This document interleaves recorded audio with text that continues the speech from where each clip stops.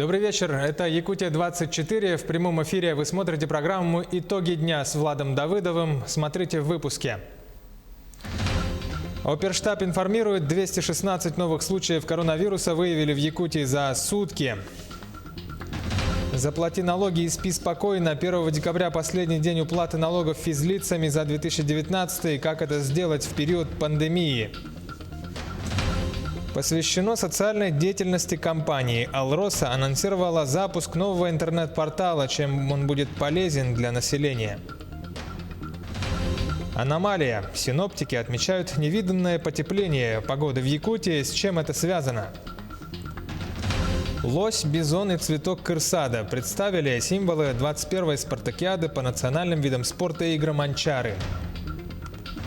Маркировка животных станет обязательной. Изменения со следующего года. В Якутии уже работа идет. Сюжет из Алдана.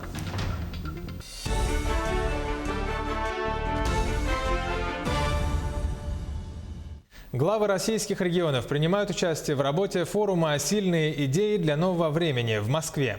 По количеству инициатив республика заняла там второе место. На Дальнем Востоке глава Якутии Айсен Николаев представил ряд идей из нашего региона. Среди них «Скиллометр» – это платформа профориентации на основе цифрового портфолио. Идея вошла в топ-300 лучших практик. Республика также будет поддерживать проект благотворительного фонда «Харысхал» «Самицветик», который позволяет сократить сроки получения или подтверждения статуса детей с инвалидностью в режиме одного окна. Кроме этого, через проект «Киноплатформа. Доступное кино в селах» в Якутии разработают цифровую платформу для организации кинопоказа в небольших населенных пунктах. Стоимость оснащения одного сельского кинотеатра без кресел оценивается в среднем в 900 тысяч рублей.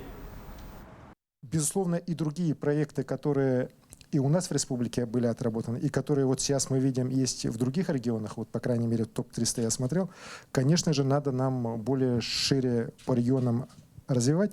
А когда ты сам ищешь, смотришь, что интересно твоим жителям, что ты понимаешь будет нужно там жителям села северного какого-то или наших южных поселков, промышленных городов, то это гораздо лучше. Мы говорили, что мы сформировали вот эти топ-300, но понятно, что проектов намного больше, очень есть интересные решения.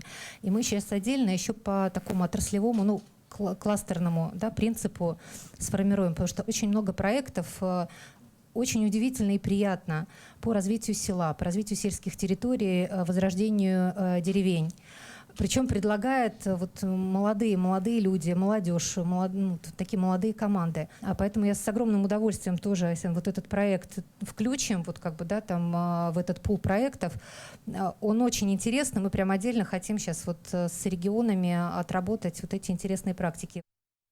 Там же глава Якутии Айсен Николаев принял участие в сессии «Креативный четверг». На мероприятии обсудили развитие креативного потенциала страны, необходимые для этого инфраструктурные изменения, правовые основы и другие актуальные вопросы отрасли. Николаев отметил, что системообразующим проектом для республики в этом направлении является проект под названием «Квартал труда». В рамках этого в Якутске будет создан первый на Дальнем Востоке креативный кластер. Его открытие запланировано в 4-м квартале будущего года. Ключевыми направлениями деятельности резидентов этого кластера станут анимация, кино, компьютерная графика, фото, видеопродакшн, блогинг, маркетинг, брендинг, искусство и образование. Имея опыт развития IT-отрасли, мы сейчас достаточно уверенно смотрим на путь, по которому мы пойдем по креативным индустриям Якутии, как раз по тем отраслям, где у нас есть хорошие компетенции. Кино, анимация, дизайн, архитектура. Серьезные есть у нас наработки в части коммерциализации культуры, создания цифрового контента в рамках той же пандемии коронавируса. Кино уходит с больших экранов, все больше на стриминговые платформы. И с этой точки зрения мы считаем, что у нас точно будет в этом большом, огромном рынке свое место.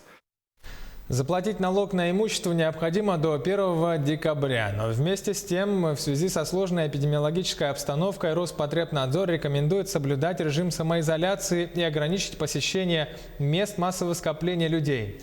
О том, как произвести оплату налогоплательщикам в срок, не рискуя при этом своим здоровьем, расскажет Полина Долинская. 10 ноября в ходе 21-го пленарного заседания Государственного собрания Илтумен депутатами республики была поддержана законодательная инициатива Айсена Николаева, предусматривающая изменения в налоговой политике Якутии. Проект подразумевает определенные льготы по налогам, в том числе для резидентов арктической зоны, налоговые каникулы для впервые зарегистрированных индивидуальных предпринимателей, а также транспортный налог. Льготы, которые предлагает ставки, например, по транспортному налогу повысить в 2 раза там для легковых автомобилей свыше 200 лошадиных сил и свыше 250. Плюс для малой авиации повысить ставки. Вот тут есть, конечно, есть одна поправка. Это касается так называемых участников региональных инвестиционных проектов, которых у нас сегодня насчитывается 16, из 16 14 добывающие предприятия. Это в основном золотари.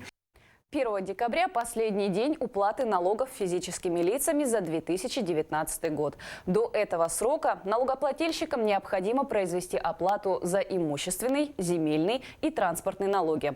Однако в связи с наступающим сроком уплаты и в целях обеспечения безопасности населения рекомендуется использовать официальный сайт Федеральной налоговой службы и сайты других ведомств по предоставлению сведений об объектах и правах собственности. Также налогоплательщик может произвести единый налоговый платеж. Многие родители, чтобы воспользоваться материнским капиталом, в доле квартиры записали своих детей по нормам налогового кодекса. В этом случае несовершеннолетние дети также признаются налогоплательщиками, но уплату налогов за них должны производить родители. Поэтому обращаем внимание родителей, чтобы они также проконтролировали уплату налогов за своих детей. По объектам недвижимого имущества для проверки характеристик объектов, внесения изменений по правам собственности можно использовать сервис «Справочная информация по объектам недвижимости» в режиме онлайн на официальном сайте Росреестра. Что касается транспортного налога, ввиду того, что в налоговый орган обращается достаточно большое количество граждан, продавших свое авто, при этом зачастую бывшие владельцы продолжают получать уведомления на уплату налога и после продажи.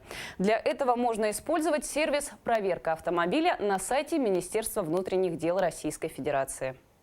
Рекомендуем владельцам транспортных средств, как только они заключают договор купли-продажи транспортного средства, чтобы обязательно снимали с учета транспортное средство. Потому что по нормам налогового кодекса транспортный налог рассчитывается по постановке на учет и снятию с учета в ГИБДД за этот промежуток времени, а не за промежуток времени заключения договора купли-продажи. Чтобы упростить оплату налогов, все платежные реквизиты, а также QR-код и штрих-код включены в налоговое уведомление. Отдельные квитанции для их оплаты не направляются. Подробнее можно узнать на странице «Налоговое уведомление 2020». Произвести оплату можно в любом банке, через сервис «Личный кабинет», на почте или с помощью мобильного приложения банка. Сделать это необходимо до 1 декабря. В Олимпийском комитете России состоялась рабочая встреча президента организации Станислава Позднякова с новым главой комитета Детязи Владимиром Максимовым и вице-президентом игр депутатом Госдумы Маратом Бариевым. Владимир Максимов рассказал о деятельности своей организации в условиях пандемии и запланированных проектах. В настоящий момент ведутся переговоры о проведении в 2022 году летних международных спортивных игр Дети-Азии в одном из регионов России, а также о планах по организации вторых зимних игр Дети-Азии. По графику они должны пройти в 2023 году. Участники встречи договорились продолжать совместную работу по продвижению олимпийских идеалов среди подрастающего поколения. Тем временем представили и символы 21-й спартакиады по национальным видам спорта «Игры Манчары», которые пройдут в 2021 году в селе Бердигостях Горного Улуса. Талисманами будущих игр стали лось, бизон и цветок кырсада. Собранные вместе, они символизируют единство и дружбу. Как отметили в оргкомитете, выбранные символы отражают дух и самобытность горного района, Первый талисман игр – лось, тургун, он продвигает легкую атлетику. Основные качества – быстрота, ловкость, сила, энергия и стремление к победе. Второй талисман – бизон берген символизирует стойкость, упорство, терпение, силовые виды спорта. Талисман цветок крысада соединила в себе оптимизм, трудолюбие, жизнерадостность и здоровье. Автор и художник талисманов – житель Горного Улуса Александр Алексеев. К другим новостям, Малроса анонсировала запуск нового интернет-портала, который посвящен социальной деятельности алмазной компании. Благодаря этому сайту пользователи интернета теперь могут найти информацию обо всех социальных программах, а также узнать имена ответственных людей за то или иное направление. Рассказывает наш корреспондент Александр Хавренко.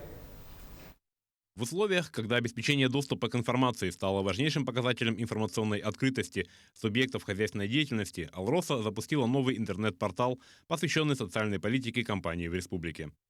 Несмотря на некоторые последствия принимаемых республикой и компанией противоэпидемиологических мер в области экономики и производства, Алроса продолжает выполнять свои социальные программы в прежнем объеме. На новом сайте размещены контакты должностных лиц из организаций, ответственных за строительство тех или иных социальных объектов, за реализацию благотворительных мероприятий, которые проводятся за счет пожертвований компании. Замечайте, что нет ни одного сюжета, где бы компания вручала аппарат искусственной вентиляции легких или какое-то оборудование, медикаменты конкретным больницам и так далее. Мы нигде не светимся, хотя кто знает, тот знает, что компания больше 200 миллионов рублей помогла больницам, государственным больницам Республики Саха-Якутия. Задача портала не просто информировать о деятельности компании. Главная задача – это найти точки взаимодействия со всеми, кто интересуется реализованными или запланированными социальными объектами и мероприятиями. Только на сегодняшний день на сайте компании говорится о 70 соцпроектах. Мы однозначно, несмотря на те мероприятия, которые связаны с сбыта продукции компании, алмазов, мы четко можем сказать, что по социальным объектам у нас однозначно нет сокращения объемов оказываемых услуг. Благодаря участию компании «Алроса» стало возможным строительство и проведение ремонта более чем 100 образовательных, спортивных, культурных и социальных объектов. Кроме того, компания активно поддерживает и реализует несколько десятков проектов, направленных на поддержку и приумножение человеческого капитала. В этом году общее количество социальных проектов и поддержанных компанией инициатив сохраняется на уровне ежегодных 500. В этом году истекает срок договора о социально-экономическом развитии, заключенный между компанией и республикой. Сейчас идет подготовка к заключению нового соглашения. Я очень надеюсь, что все эти объемы у нас останутся. Кроме того, там уже 2 года идет программа по обеспечению Вилюйских районов чистой водой. Ежегодно 150 миллионов компания дает. Кроме того, и в 2021 году мы очень надеемся, что через фонд будет профинансировано комплексные научные исследования в Вилюйской зоне. Теперь следить за выполнением этих обязательств и договоренностей станет намного проще. Пара кликов мышки и вся социальная деятельность компании «Алроса» на вашем мониторе. Александр Хавренко, Евгений Охлопков, Якутск. Сейчас короткая пауза, буквально меньше 1 минуты. Затем вернемся и продолжим программу «Итоги дня». Оперативный штаб информирует, больше 200 новых случаев коронавируса выявили в Якутии за сутки. Аномалия. Синоптики отмечают невиданное потепление погоды в Якутии. С чем это связывают специалисты? Маркировка животных станет обязательной. Изменения с будущего года в Якутии уже, тем не менее, работают. Сюжет из Алдана. Это программа «Итоги дня» на телеканале «Якутия-24». Продолжаем выпуск. 216 новых случаев коронавируса выявили по республике за последние сутки, из них 119 в столице. Также под особым вниманием находится Анабарский район, где выявили 10 случаев, и Вилюйский район, в котором коронавирус подтвердили у 8 человек. В оперативном штабе уточнили, что рост числа заболевших в данных районах связывают с проведением массовых мероприятий, свадеб и юбилеев, которые на сегодня запрещены по указу главы Якутии Айсена Николаева. С понедельника в наши медицинские организации возвращаются те студенты, которые находились на соответствующих учебных процедурах высших учебных заведений. И с понедельника 5-е и 6-е курсы возвращаются, а 4-е курсы у нас медицинского института СВФУ появляются вновь, и более 100 врачей и ординаторов, и в том числе 150 студентов медколледжа начинают работать в наших больницах по помощи в организации медицинской помощи, не только ковида, но и по плановой помощи. 13 ноября Фонд капитального ремонта многоквартирных домов республики объявляет начало предновогодней акции по оплате взносов на капитальный ремонт без пени «Прощенные дни», которая продлится до 31 декабря текущего года. При погашении задолженности по взносам на капитальный ремонт в полном объеме, также начисления по взносам на капитальный ремонт за текущий месяц в период проведения акции, начисление пени за своевременную оплату взносов не производится. Собственники помещений, выполнившие данные условия акции, также освобождаются от ранее начисленных, но не оплаченных пений. Оплатить взносы можно через наш сайт fondkr.ru, в отделениях Почты России, в кассах Сбербанка, Газпромбанка, Алмаз-Эргиен-банка, через кассы Энергосбыта, кассы РКЦ ЖКХ или воспользоваться приложением «Квартплата Плюс». В режим ограничения учебного процесса в школах Якутска по климатическим причинам добавили строку с ветром и влияние его скорости. Показатели температуры наружного воздуха, при которых отменяются занятия учащихся тех или иных классов, остались прежними. Минус 45 для учащихся с 1 по 5 классы, минус 48 до 8 классов и минус 50 оставляет по домам учащихся всех классов. Но стоит подуть ветру, как тут же меняются и температурные границы допуска к занятиям в школах Якутска. По новому приказу Управления образования города отныне ветер будет повышать температурный ограничитель. От его скорости будет зависеть градус недопуска учеников в образовательные организации. Синоптики отмечают аномальное потепление погоды в Якутии. Буквально вчера в ряде районов республики температура воздуха поднялась аж до плюсовых значений.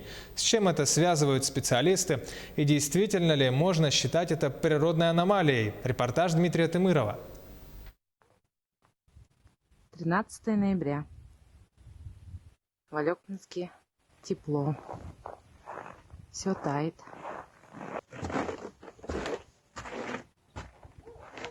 Вчера было 0, а сегодня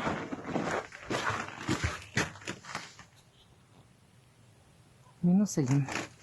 Эта неделя выдалась неожиданно для ноября теплой по всей республике, но в некоторых районах цифры на термометрах действительно удивили. Например, в Алекминском. В отдельных населенных пунктах температура воздуха там поднялась аж до плюс 2 градусов. Начал таять снег, появились сосульки. В Вилюйской группе улусов местами даже выпал мокрый снег. Сегодня у нас 5 градусов. Ночью вот с крыши капельки капали.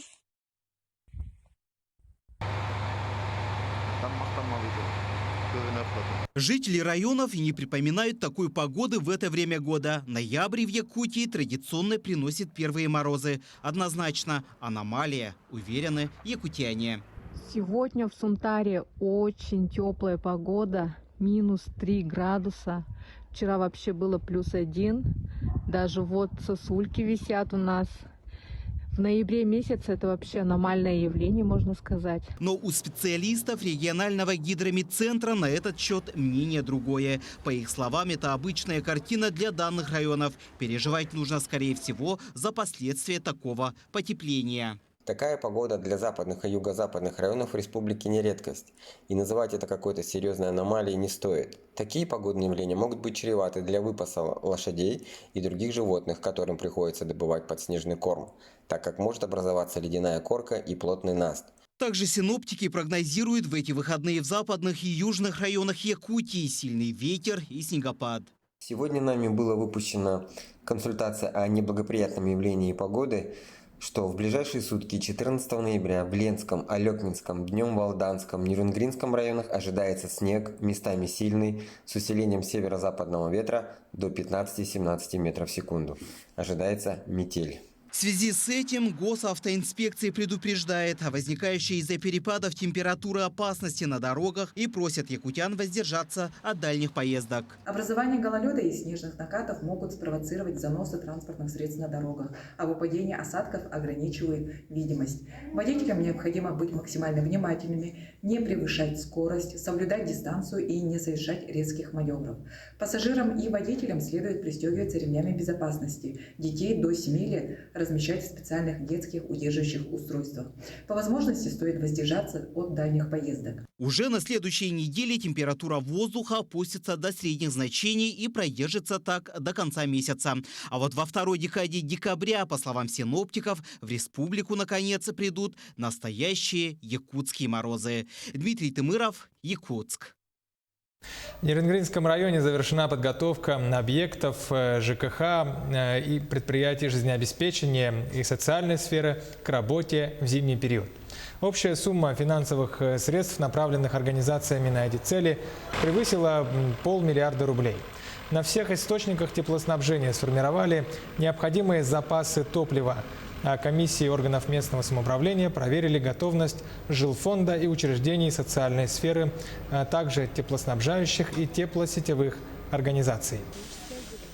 Ленским управлением Ростехнадзора проведена проверка уже всех непосредственно муниципальных образований Нерюнгринского района. И по результатам этой проверки выдан Нерюнгринскому району 9 ноября паспорт готовности, который свидетельствует о том, что на сегодняшний момент, несмотря на все сложные условия, которые мы испытываем в условиях пандемии, свидетельствует о том, что мы можем пройти этот отопительный период без сбоев. И будем надеяться, что так и будет. В следующем году в стране маркировка животных станет обязательной. В Якутии работа уже началась. Сельскохозяйственные животные чипируются в обязательном порядке, а домашние питомцы могут получить идентификационный номер по инициативе своих хозяев. Так, в Валдане почти полностью чипировано поголовье крупного рогатого скота, а также несколько десятков собак. Подробности у нашего корреспондента из Алдана Татьяны Вахниной. Заняв оборону у подъезда, кавалеры терпеливо поджидают даму. У половины разномастной компании имеются ошейники. Оперативные сведения о хозяевах позволила бы получить национальная система идентификации животных, при условии, что питомец зарегистрирован в данной системе. Маркировка животных районным управлением ветеринарии проводится с сентября. Для этого из республиканского бюджета нам были выделены чипы и бирки. Для крупного рогатого скота, получается, 525 штук комплектов. И для собак 2500 бирок. Чипирование крупного рогатого скота как в больших фермерских хозяйствах, так и на частных подворьях произведено почти в полном объеме. Маркированное животное регистрируется в национальной автоматизированной системе идентификации. При считывании сканером 15-значного номера в базе данных найдется электронный паспорт со всей информацией о питомце и его владельце. Электронный чип позволяет отслеживать перемещение четвероногого, в случае обнаружения потеряшки найти хозяина, а также подтвердить права владельца. Кроме того, немаркированную кошку или собаку невозможно будет перевести через границу. Если сельскохозяйственные животные подлежат обязательной идентификации, то домашние питомцы чипируются исключительно по желанию владельцев. Однако пока в данном вопросе собаководы активности не проявляют. Да, население еще побаивается чипировать. Допустим, с сельхозживотными, с КРС, с крупным рогатым скотом, лучше у нас обстановка обстоит. В настоящее время маркировка произведена нескольким десяткам собак, попавших в городской пункт передержки. После лечения и стерилизации потенциально неопасные жучки и шарики подлежат регистрации в национальной системе и выпуску на самостоятельный выгул. Первые 8 четвероногих были чипированы еще в сентябре. По новому закону мы их отпускаем, их чипируем, ставим бирки на ушки. Это с желтыми бирками, если собака по городу бегает, вы не боитесь, собака стерилизована, привита. Маркировка сельскохозяйственных животных производится бесплатно. Чипирование кошки или собаки обойдется владельцу в 300 рублей. Сотрудники управления ветеринарии Алданского района проводят активную просветительскую работу с владельцами животных. Ожидается, что с 2021 года маркирование питомцев станет обязательным. Татьяна Вахнина, Алдан. Редчайший пурпурно-розовый бриллиант, добытый в Якутии, который специалисты назвали настоящим чудом природы, был продан накануне за более чем 26 миллионов долларов. История продажи в сюжете наших коллег. Он был назван в честь балета Михаила Фокина «Призрак розы». Редчайший пурпурно-розовый бриллиант, который аукционный дом Сотбис назвал настоящим чудом природы, был продан в среду на торгах в Женеве за 26 миллионов 600 тысяч долларов. Добытый российской компанией «Алроса» в июле 2017 года в Якутии алмаз стал самым крупным из когда-либо найденных в России. Перед продажей бриллиант был выставлен на обозрение в Гонконге, Сингапуре и Тайбэе. Торги открылись на уровне 16 миллионов и выросли до 21 миллиона плюс комиссионные. Покупатель не пожелал раскрывать свою личность. Эксперт ювелирных изделий Бенуар Пелен, который вел сессию, сказал, что лот установил рекорд цены для бриллианта. Сверхбогатые люди в последние годы высоко ценят цветные камни в качестве финансовых вложений. А теперь еще и рудник Аргайл в Западной Австралии, на котором добывались крупнейшие в мире розовые алмазы, прекратил добычу на прошлой неделе из-за истощения запасов. По словам опытного игрока ювелирного рынка Тобиаса Корминда, счастливый покупатель вполне может получить прибыль от резкого роста цен в ближайшие годы. Таковы итоги дня сегодня. Оставайтесь на канале Якутия 24. Будьте здоровы, берегите свое здоровье.